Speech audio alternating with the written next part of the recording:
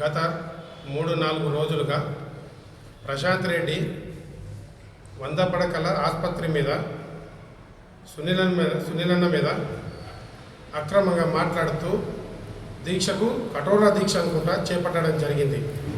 అదే ప్రశాంత్ రెడ్డి గారు ఇదే 100 పడకల ఆసుపత్రికి వచ్చి తిరిగి చూడడం జరిగింది. చూసిన రోజు కూడా విజువల్స్లలో అక్కడ పనులు నడుస్తూనే ఉన్నాయి. ఆ విషయాన్ని కళ్ళు ఉండి కూడా ప్రశాంత్ రెడ్డి గమనించకపోతే అక్కడ ఉన్న ప్రజలు కానీ అక్కడ ఉన్న చుట్టుపక్కల రైతులను కానీ ఇక్కడ పనులు నడుస్తున్నాయో లేదో ముందుగా తెలుసుకోవాలి. దానికి మా సునీలన్న గారు తెల్లారి రోజున మన హరీష్ రావు గారితో స్టోన్ వేసిన విషయాన్ని గుర్తిస్తూ 8 నెలలలో ఈ వర్క్ను కంప్లీట్ చేపిస్తాము, 9 నెలల ఆ హాస్పిటల్ని ఇనాగ్రేషన్ చేస్తామని చెప్పారు. ఏమైనా చేసినా ఆ చెయ్యలేదు అనే విషయాన్ని ప్రజలందరికీ తెలియజేయడానికి ఈ కఠోర దీక్ష అక్రమ దీక్ష అని చెప్పేసి రాజకీయ లబ్ధి కోసము చెయ్యడానికే పూనుకున్నాడని చెప్పేసి ప్రజలకు తెలియజేయడానికి సునీలన్న గారు వచ్చి వాస్తవాలు అందరికీ వివరించే బాధ్యత సునీలన్న గారికి ఉన్నది. కాబట్టి అతను 2 సార్లు ప్రశాంత్ రెడ్డి మీద ఓడిపోయినప్పటికీ ప్రజలలో ఉంటూ ప్రజలకు సేవ చేసుకుంటూ ప్రజల మన్ననలు పొందుతున్నాడు. నువ్వు 3 సార్లు గెలిచినా కానీ చివరి టైంలో బస్ డిపోను ఓపెనింగ్ చేయించడానికి బాజిరెడ్డి గవర్నర్ను తీసుకొచ్చి కలర్లు పెట్టినావు. కేవలము పాత రేకులు తీసి కొత్త రేకులు పెట్టినావు. ప్రశాంత్ రెడ్డి గారు బస్ డిపో ఓపెనింగ్ అంటే ఏంది మా ప్రజలకు తెలియదా? భీమగల్ మండలం ప్రజలకు తెలియదా? ఇంతకుముందు బస్ డిపో నడిచినప్పుడు వ్యవస్థ ఏ రకంగా ఉండనో తెలియదా? ఒక స్టాఫ్ ఉండాలా, దానికి సిబ్బంది ఉండాలా, దానికి వర్క్ చేసేటి మెకానిక్లు ఉండాలా, గ్యారేజ్లా బస్సులు ఉండాలా. ఏదో ఆర్మూర్ డిపో బస్సులకు మీద స్టిక్కర్లు వేసినావు. ఏది పెట్రోల్ పంపు మొన్న ఇన్స్పెక్షన్ చేసినప్పుడు పెట్రోల్ పంపు పైపు పట్టుకున్నావు. మరి నువ్వు ఓపెనింగ్ చేసిన మనిషివే నిజమైతే, అది ఓపెనింగ్ జరిగిందే నిజమైతే ఆ పెట్రోల్ పంపు ఎక్కువైందయ్యా ఈ 2 ఏళ్ళలో మేమేమన్నా ప్రజలనే ఇట్లాంటి మాటలతోనే 3 సార్లు మోసం చేసినావు. మా భీమగల్ ప్రజలు చాలా అమాయకులు. ఇక నీ ఆగడాలకి ఇప్పుడు ఇష్టం పెట్టే రోజు దగ్గరకు వచ్చింది. రానున్న రోజులలో నిన్ను ఇదే భీమగల్ ప్రజలే 3 సార్లు అయితే ఎట్లా గెలిపించారో ఇదే భీమగల్ ప్రజలు 4వ సారి నిన్ను బొంద పెట్టడానికి సిద్ధంగా ఉన్నారు. ప్రశాంత్ రెడ్డి గారు ఒక స్టాఫ్ నియమించాలా, ఒక డ్రైవర్లు నియమించాలా, ఒక కండక్టర్లను నియమించాలా. క్యాష్ కౌంటర్ ఉంటుంది, అది ఆర్మూర్కి వెళ్తుందా? బస్సులు నడిపితే క్యాష్ కౌంటర్ భీమగల్ ఉండాలి, ఆర్మూర్కి వెళ్తుంది. చెప్పండి మీరు, అది పూర్తి స్థాయిలో నియమించినట్ట, అది ఇనాగ్రేషన్ చేసినట్ట. ఎందుకయ్యా 10 రోజుల ముందు వచ్చి ప్రజలని మభ్యపెట్టినవు. బస్ డిపో గురించి ధర్నా ఎత్తారంటే ఎవడైతే ధర్నా ఎత్తాడో వాడిని టార్గెట్ చేసి వాడిని ఇబ్బంది పెడదామని నువ్వు బెదిరింపులు నీ చెంచాగాలతోని చెప్పిపించినటువంటి రోజులున్నాయి. మేము ఎక్కడనో ఆదాయం కోసము రియల్ ఎస్టేట్ చేసుకుంటే మేము అన్ని రకాలుగా చేసినటువంటి వెంచర్లో, ఒక లీగల్గా చేసినటువంటి వెంచర్లో నీ బలంతో, నీ మంది మార్గంతో, నీకున్న అధికారాల బలంతో మా మీదికి ఏడీలను, ఏసీపీలను, సిఐలను ఉసిగొల్పి నీ పార్టీలకు చేర్చుకున్న విధంగా మమ్మల్ని భయపడి పార్టీలకు తీసుకొచ్చి ఎక్కడ తీసుకొచ్చినావు అక్కడనే కూర్చున్న పెట్టినావు. అంతకుమించి ఒక్కటి కూడా చెయ్యలేవు. మళ్ళీ తెల్లారి నుంచే నీ ఎపిసోడ్ చాలా చెప్పించినావు. మా సునీలన్న నీకు 100 ఆసుపత్రుల గురించి నీకు పూర్తిగా ప్రజలకు తెలియడానికి తనకి ఒక ప్రెస్ మీట్ పెడితే అప్పటితో ఆగిపోవాలి ఆ విషయం. ఎపిసోడ్ ఎందుకు చాలు చేసినావు? ఇది భాగ్యలక్ష్మి బంపర్ రానా? రోజు ఎపిసోడ్ చూడడానికి ఇది మీ అనుచరులు అన్నగారు వెళ్ళినో లేదా నిమిషంలో పోయి హాస్పిటల్ దగ్గర కూర్చుంటారు. ఎందుకని ఐసుంటే వాళ్ళని తింపుకుంటున్నావు. ఆ భాగ్యలక్ష్మి బంపర్ రా ఇక్కడైనా స్థానిక లీడర్లు బంద్ చేసుకొని ఈ ఎపిసోడ్కి ఆపండి. మీరు ఇంతకుముందు టీఆర్ఎస్ టైంలో మీరు ఎన్నో అక్రమాలు చెప్తే ఒక్క ప్రెస్ మీట్ అన్న మీరు పెడితే తెల్లారి మేమేదో మాట్లాడుతుంటే అంతట్లనే నిదానంగా మాట్లాడుతున్నాం. వల్గర్ లాంగ్వేజ్ మాట్లాడుతూ రానుడు బేనుడు ఇట్లా అది ఎందుకయ్యా ఉందా రాజకీయాలు చేసుడు రావా? మీ నాయకుడు అదే నేర్పుతున్నాడా? అలాంటి మాటలు మాట్లాడమని చెప్తున్నాడా?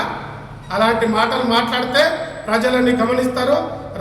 రాబోయే రోజులలో మీ నాయకుడికి మరియు మీకు పులి స్టాప్ పెట్టే రోజులు దగ్గరనే ఉన్నాయి. దొంకంటి నర్సన్న గారు మీరు ఇష్టం వచ్చినట్టు మాట్లాడుతున్నారు. చౌట్పల్లి రవి గారు మీరు ఇష్టం వచ్చినట్టు మాట్లాడుతున్నారు. మీరు ఎవరయ్యా? టీఆర్ఎస్ అన్న చెట్టు నాకు మహావృక్షాన్ని ఇక్కడ ఎవరు పెట్టిరయ్యా? ప్రకాష్ గౌడ్ పెట్టలేదా? ప్రకాష్ గౌడ్ కింద ఉన్నటువంటి చెట్టు నీడలో మీరు బతకలేరా? అలాంటి నాయకుడిని ఒక్క ప్రకాష్ గౌడ్ అనే నాయకుడు టీఆర్ఎస్లో ఉన్నా కానీ టీడీపీ, కాంగ్రెస్ ఇంకా ఏ పార్టీలో ఉన్నటువంటి అందరి నాయకులతోనే ప్రేమతో ఉండి సఖ్యతతో ఉండేవాడు. అతన్ని రాజకీయంగా మీరు పక్క పట్టు కూడా ప్రశాంత్ రెడ్డికి ఆయన ఎట్లాగో పక్కన ఉన్నటువంటి రెండో సెకండ్ గ్రేడ్ కాబట్టి నా పక్కకుంటే నా సీటుకి ఎసరస్తుందని ఆయన ఎప్పుడూ బంధపెట్టుకుంటాను పోయిండు. మరి మీకు చెప్పరాదా? అన్న ప్రశాంత్ అన్న చెట్టు నీడాలని మేము బతికినాము, ఇవాళ మనం ఎమ్మెల్యే మినిస్టర్ అయినామంటే మరి మనం అన్నకి ఏదన్నా ఒకటి చెయ్యాలని చెప్పేసి మీకు చెప్పరాదా? చౌట్పల్లి రవి గారు 11వ వార్డు నుంచి 1వ వార్డు నుంచి 11వ వార్డుకు ప్రెసిడింగ్లు మార్చినామని చెప్పేసి డమ్మీ ప్రెసిడింగ్లు ఎత్తే అది ప్రెసిడింగ్ ఎట్లయితుందయ్యా?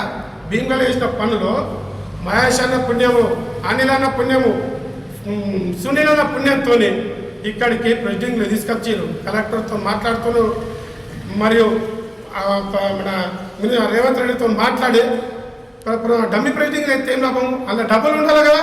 ఇప్పుడు పనులు వేసిండు గత కాంట్రాక్టర్లు 7 ఏళ్ళకు చేసిన కాంట్రాక్టర్లు డబ్బులు లేక పనులు వేయించుకున్నావు.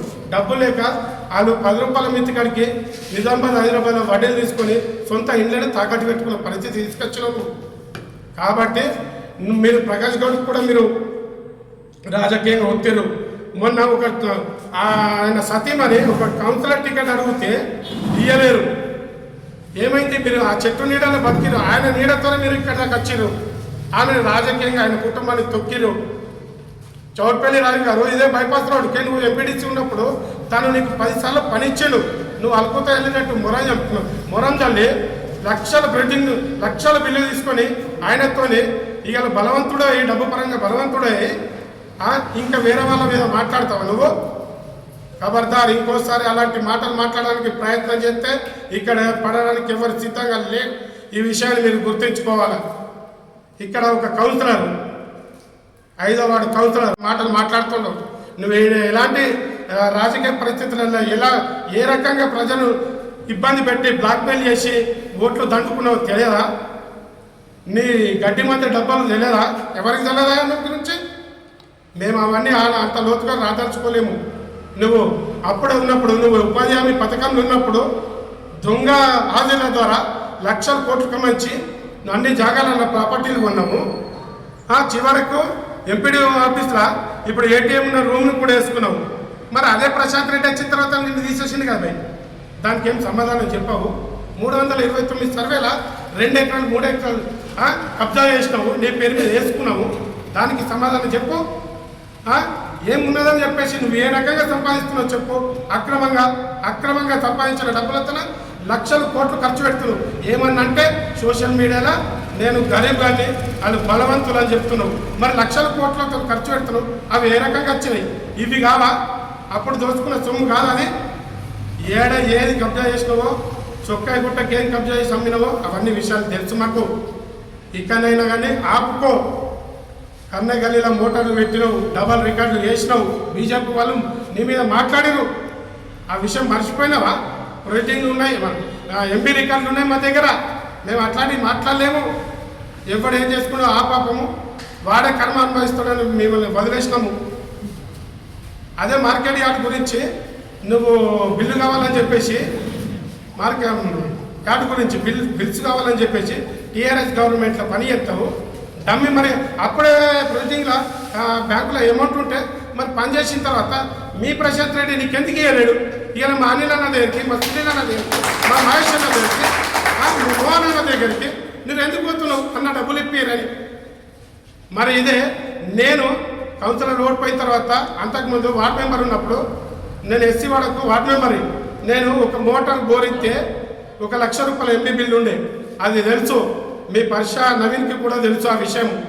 నేను బిల్లు పెడితే మీరు ఆయనకి ఇవ్వద్దు అని చెప్పేసి ₹1,00,000 బిల్లు నాకు ఇవ్వకుండా అడ్డుకున్నా. ఇప్పటికి కూడా ఎంబీ పెడతా నేను వాడు మోటార్ పెట్టిలో లేదా మీరు వండి మీరు ఎస్సీ వాడాలు అడగండి చెప్తారు, మీకు ఎంబీ ఇస్తా చూడండి. మోటారు బోర్ పెట్టిన ₹1,00,000 బిల్లు రాకుండా అడ్డుకున్నాను. ఇగల బిల్లుని డబల్ రికార్డులు చేసుకున్నాడు. బిల్లులు తీసుకోవడానికి నువ్వు అనిల్ అన్న దగ్గరికి, మోహన్ అన్న దగ్గరికి పోయినావు, సునీల్ అన్న దగ్గరికి పోయినావు, మహేష్ అన్న దగ్గరికి దొంగ సట్టుగా పోయినావు. వాస్తవంగా వచ్చేది ఉంటే నువ్వు కలెక్టర్ని పోయి కలుగు, లీగల్గా ఉండేది ఉంటే కలెక్టర్ని కలుగు, అలా డబ్బులు వచ్చేది ఉంటే వాళ్ళు ఇస్తారు. అలాంటి అబద్ధాల మాటలు ఒరే అనుడు ఇష్టం వచ్చినట్టు ఈ సోషల్ మీడియాలో నడుస్తుంది. పత్రికలలో కాదు, సోషల్ మీడియాలో వస్తున్నాయి. మనం అలాంటి మాటలు మాట్లాడితే ఆ సోషల్ మీడియాలో మన అమ్మలు, భార్యలు, అక్కలు, చెల్లెలు చూస్తారు. ఇంగీత జ్ఞానం లేదా ఏ రకంగా మాట్లాడాలనేది. ఆ ఎపిసోడు ప్రశాంత్ రెడ్డికి, సునీల్ అన్నకు, ముత్యాల సునీల్ రెడ్డి అంటే ఒక ముత్యం లాంటి వాడు. ప్రజల కోసం కష్టపడుతూ ప్రజా జీవితంలో బతుకుతున్నాడు. తన పదవి ఉన్న లేకున్నా ప్రజల కోసం పనిచేస్తాడు, ప్రజల కోసం పాటుపడతాడు.